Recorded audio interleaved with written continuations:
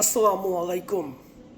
বিদ্যুতের দাম বেশি, তেলের দাম বেশি, গ্যাসের দাম বেশি, নিত্য প্রয়োজনীয় জিনিসের দাম বেশি।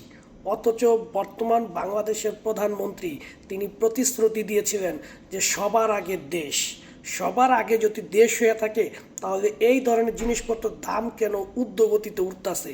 আপনি কি সেই বিষয়টা দেখেন না?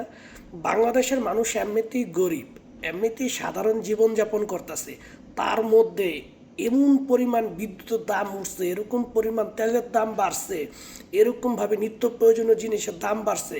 আপনি কি সেটা দেখেন না?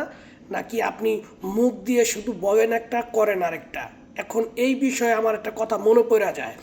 লন্ডনে অবস্থানরত একজন ব্যক্তি আছে, যাকে সেফুদা বলে।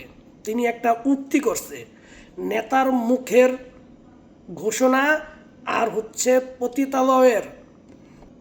পতিতালয়ের মুখের ওয়াদা কোনো ভ্যালুয়েশন নাই, কোনো দাম নাই।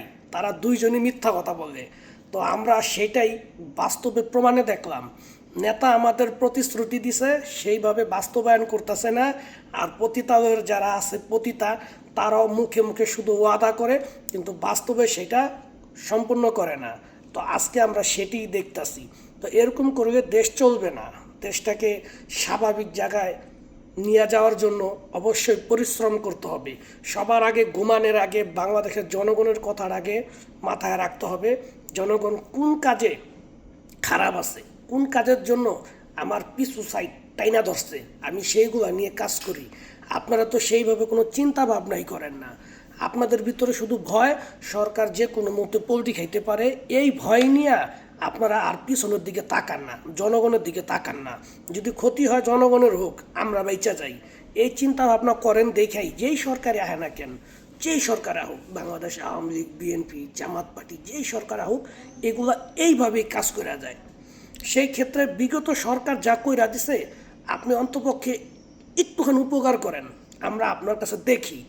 কিন্তু আপনি ওয়াদা কইরা সেই ওয়াদাটার বাস্তবায়ন করতেছেন না। হ্যাঁ, সেটাই এখন আমরা বৈশা বৈশা দেখতেছি। আমাদের আর কি করার আছে কন?